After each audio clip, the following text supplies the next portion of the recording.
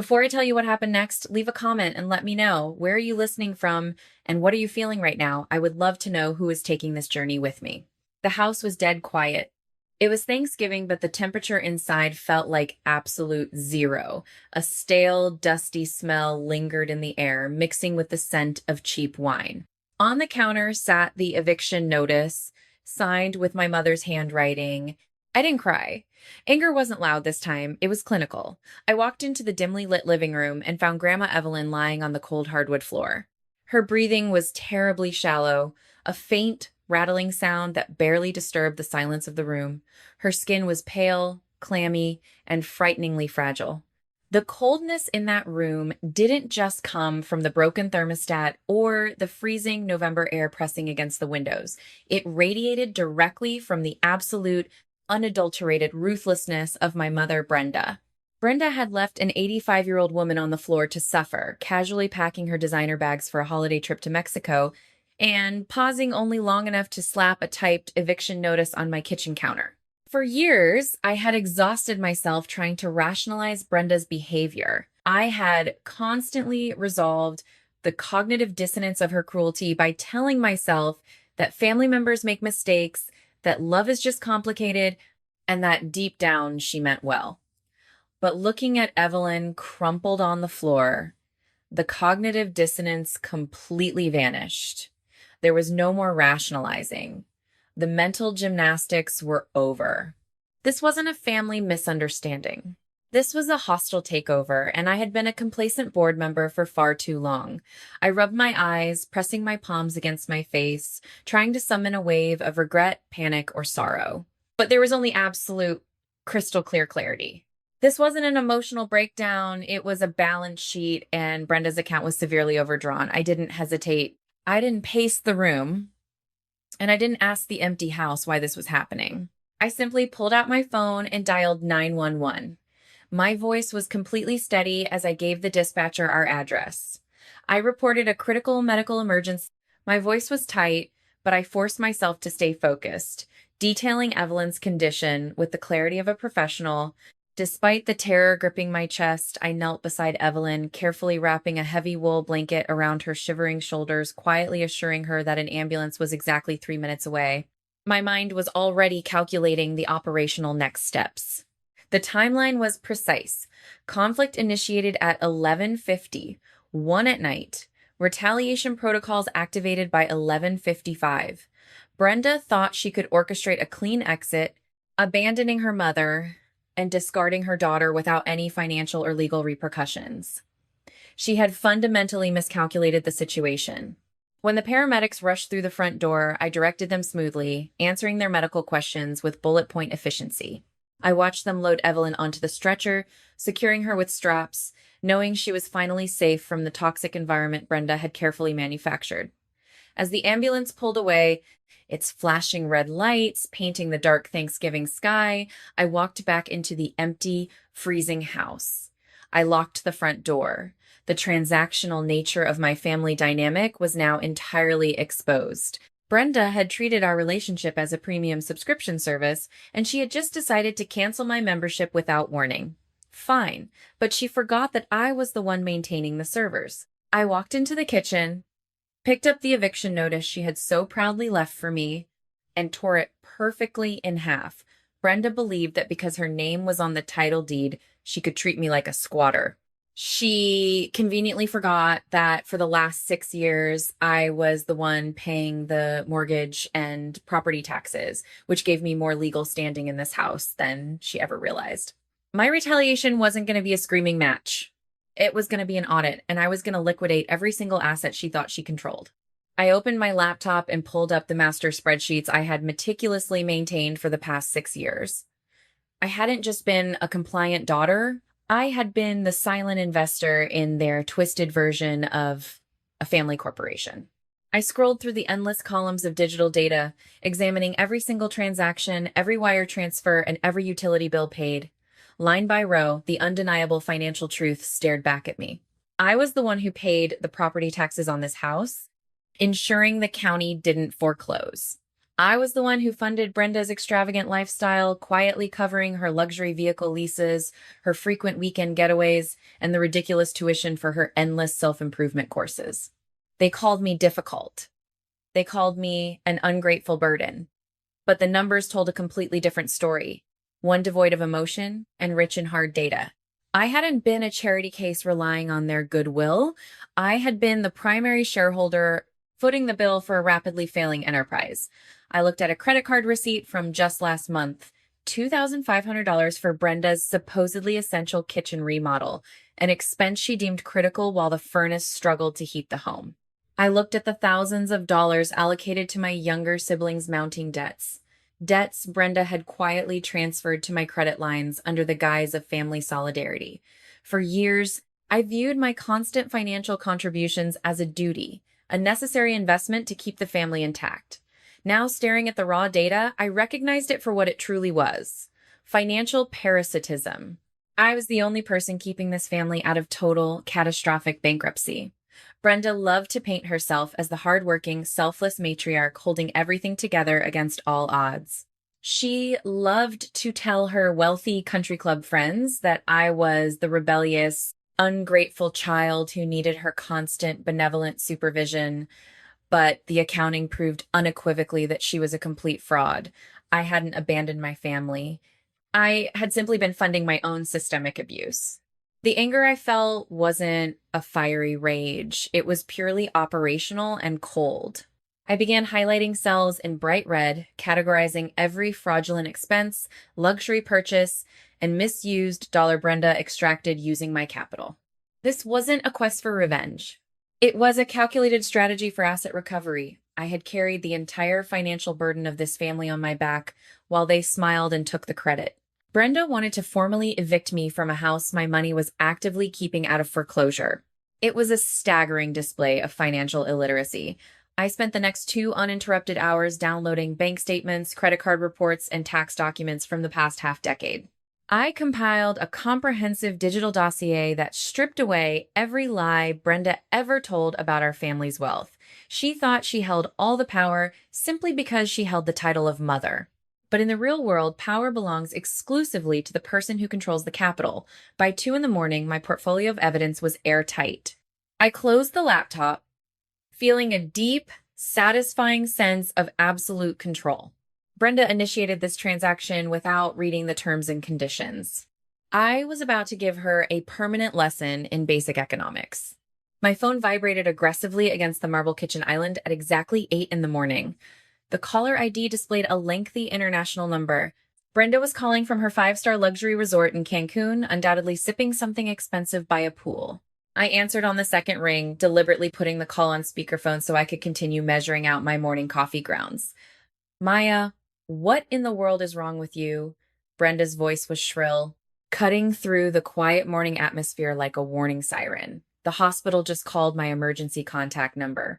Why did you make such a massive, unnecessary scene? You always have to dramatize every single little thing. I slowly poured hot water over my coffee, watching the steam rise into the cold air. Evelyn was on the floor, Brenda. She was unconscious. I called an ambulance to save her life. Oh, please, Brenda scoffed loudly, the unmistakable sound of crashing ocean waves echoing in the background. She just had a little dizzy spell. It happens at her age. You didn't have to call 911 and embarrass our entire family. Do you know how that looks to the neighborhood? You are so utterly desperate for attention, Maya. I took a slow, measured sip of my black coffee. The absolute, terrifying void of empathy in her voice was staggering. She wasn't asking if her own mother was alive. She was complaining about the optics of an emergency vehicle parked in her suburban driveway. She was suffering from severe hypothermia and acute dehydration, Brenda. You intentionally left her in a freezing house with the thermostat turned off. I turned the heat down to save money on the utility bill, Brenda snapped back defensively, without a shred of remorse, and I left her plenty of bottled water on the counter. She's just being difficult to ruin my trip, and frankly, so are you. Did you find the notice I left for you? I found the eviction notice. Yes. Good. Then we understand each other. I expect you to have all your things packed in boxes and completely out of my house by the time I get back on Tuesday evening. Brenda honestly believed that because she held the title, she could just snap her fingers and force me out by Tuesday, completely ignoring any legal eviction process. Her audacity was matched only by her total ignorance of the law.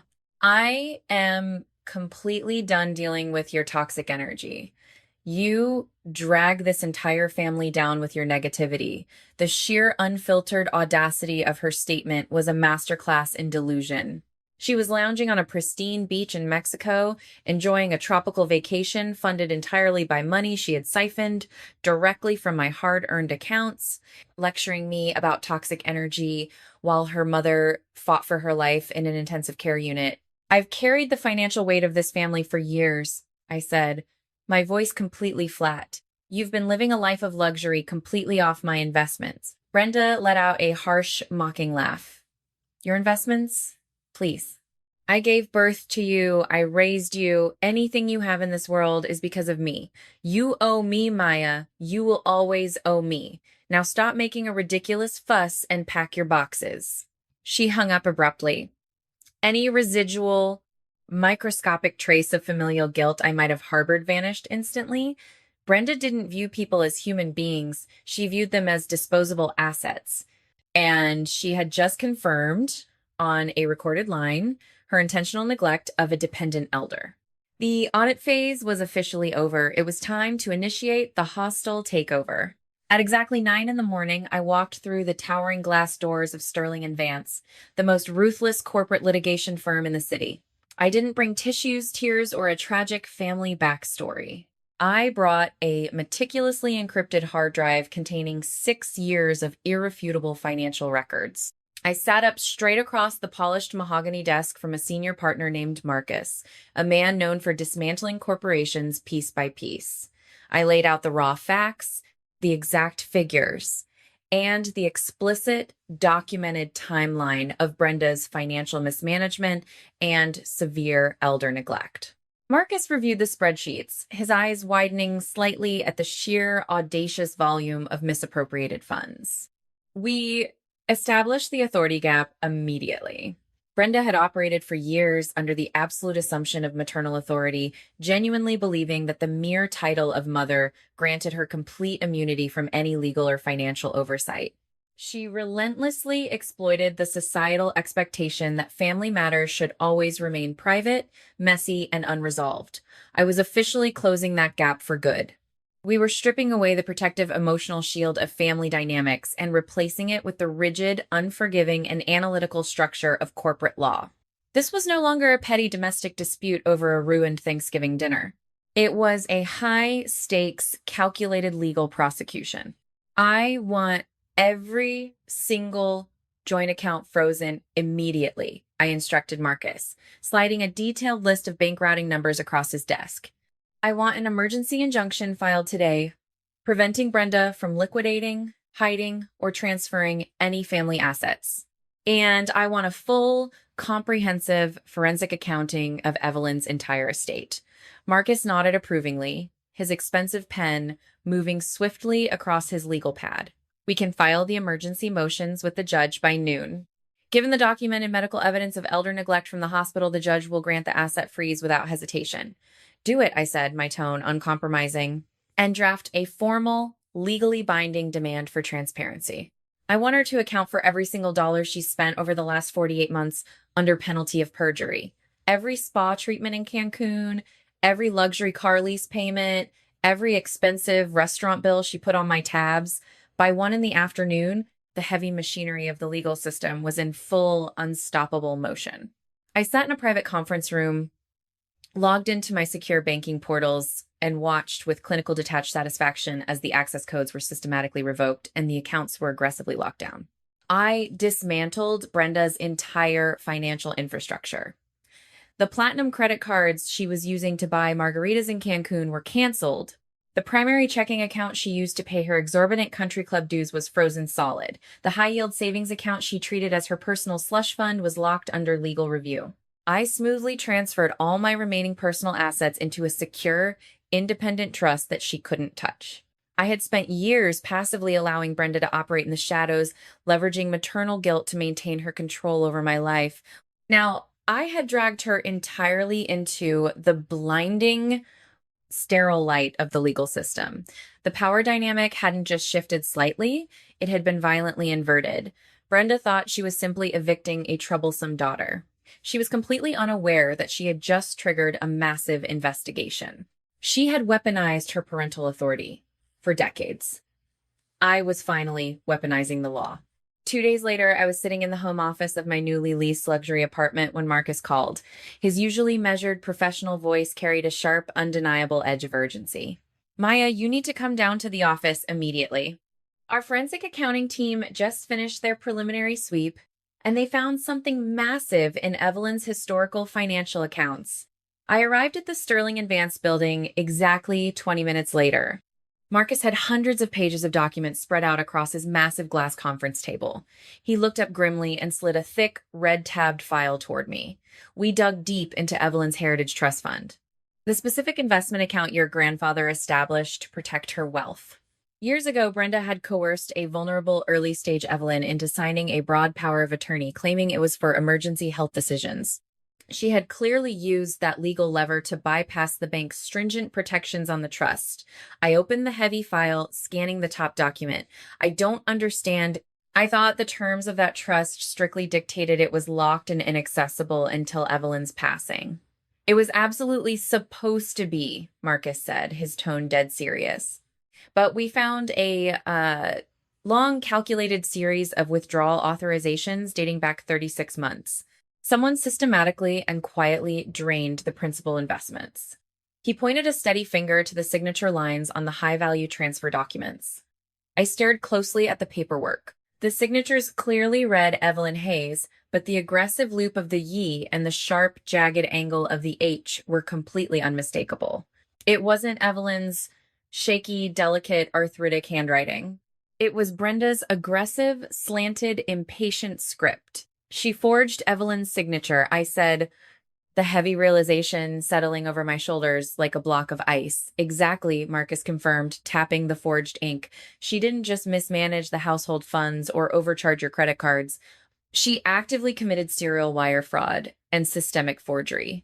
The total amount illegally withdrawn over the last 36 months is $850,000. $850,000. The sheer scale of the theft was staggering to process. Brenda hadn't just been an entitled mother, taking unfair advantage of her hardworking daughter's income. She was a calculating white-collar criminal who had systematically and ruthlessly robbed her own elderly, ailing mother.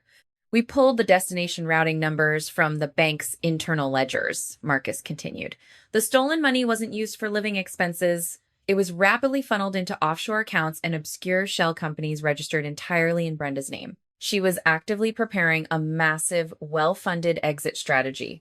The entire narrative of my family history had completely shifted in an instant. This was no longer just a civil suit for basic asset recovery. We had crossed the hard, definitive line into serious felony territory. Brenda was now facing severe federal charges. I looked down at the forged signatures one more time. Anger simply wasn't the right word for what I felt. It was a cold, absolute, and unshakable certainty. I had the ultimate decisive blow right in my hands. What are the immediate next steps? I asked, my tone purely analytical. I've already contacted the district attorney's office directly, Marcus said. Given the undeniable forensic evidence, they are accelerating the criminal investigation. They are issuing a felony warrant for her immediate arrest. She flies back from Cancun tomorrow afternoon at 3, I noted. She thinks she's coming back to an empty, quiet house and a defeated family. Marcus smiled. She's coming back to a heavily armed reception committee. The district attorney will intercept her. Brenda had stolen $850,000. She was about to pay for that debt with federal prison time. Brenda's direct flight from Mexico landed at precisely 3 in the afternoon. I was waiting quietly at the house, standing perfectly still in the center of the grand foyer. Through the large front bay window, I watched the yellow airport taxi pull slowly into the long driveway. Brenda stepped out into the crisp afternoon air, wearing a designer silk blouse and oversized luxury sunglasses. She carried herself with the familiar, arrogant, stride of a woman who genuinely believed she owned the world. She dragged her expensive luggage up the stone walkway and confidently pushed her brass key into the front door. It didn't turn. I had ordered the locks professionally changed 2 days ago. She rattled the heavy handle, her face visibly twisting in sharp irritation before aggressively laying her finger on the doorbell. I opened the door smoothly. Brenda glared at me, aggressively pushing her sunglasses up into her styled hair. Why on earth is my key not working? And why are you still standing here? I explicitly told you to be packed and completely gone by the time I got back. She tried to push past me into the foyer, assuming her usual physical dominance, but I stood my ground, firmly blocking the entrance. You don't live here anymore, Brenda. Your residency has been permanently terminated. Her mouth dropped open in genuine shock, followed immediately by a harsh, condescending laugh. Excuse me? I own this house, Maya. You are an unwanted guest. Move out of my way right now before I call the police and have you forcibly removed for trespassing. I already called them for you, I said, my voice eerily calm and meticulously measured. They're pulling up right behind you. Brenda turned around, her brow furrowing. Two unmarked, heavily tinted black SUVs had just pulled aggressively into the driveway, completely blocking the taxi from leaving.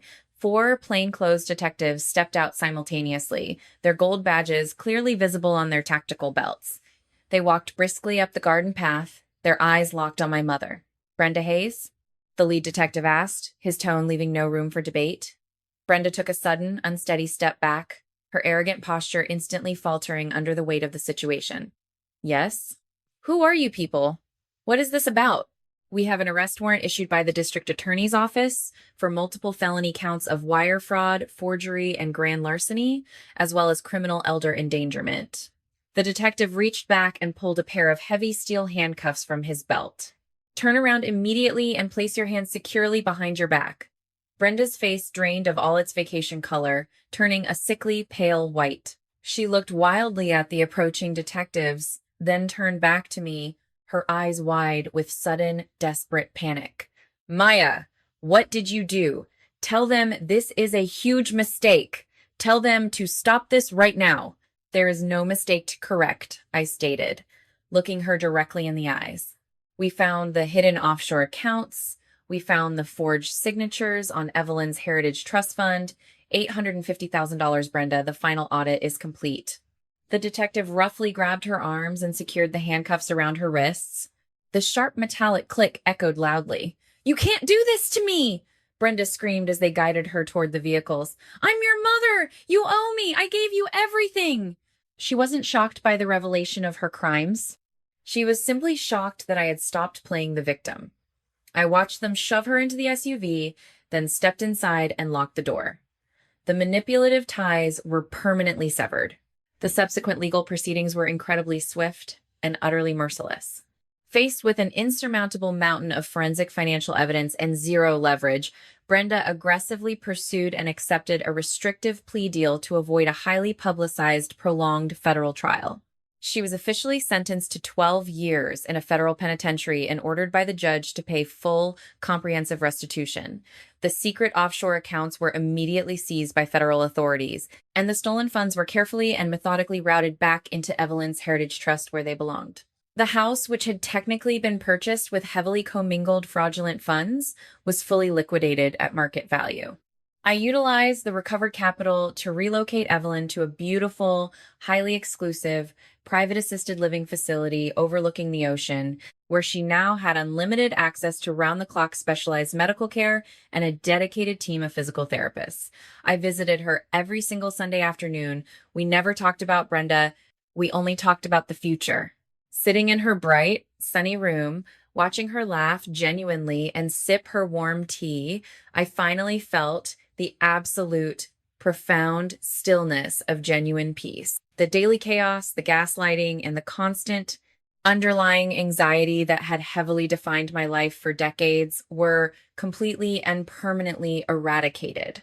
The financial and emotional balance sheet was perfectly clear, and my personal accounts were in perfect, harmonious order. I had successfully and decisively executed the hostile takeover of my own life, and the profit margins were spectacular. I've come to realize that the hardest, most resilient chains to break are the ones we unknowingly inherit. We are deeply conditioned from birth to believe that blood requires endless, unconditional sacrifice, that family is an uncancelable, lifelong debt we must continuously pay with our sanity, our happiness, and our savings. But forgiveness isn't always a gift you give to the other person. Sometimes it's the absolute only way to permanently set yourself free from their grasp. I had to sincerely forgive myself for staying in that toxic environment as long as I did, for falsely believing that my fundamental worth was directly tied to my financial utility. True, lasting independence from severe family manipulation isn't just about freezing bank accounts, changing deadbolts, or winning court cases. It's about bravely looking at the exact people who demand your endless suffering and realizing with perfect clarity that you simply don't owe them anything at all. I walked completely away from the burning wreckage of that toxic family empire and intentionally built something entirely my own, a beautiful, quiet life defined by peace, driven by mutual respect, and absolutely free of any emotional debt.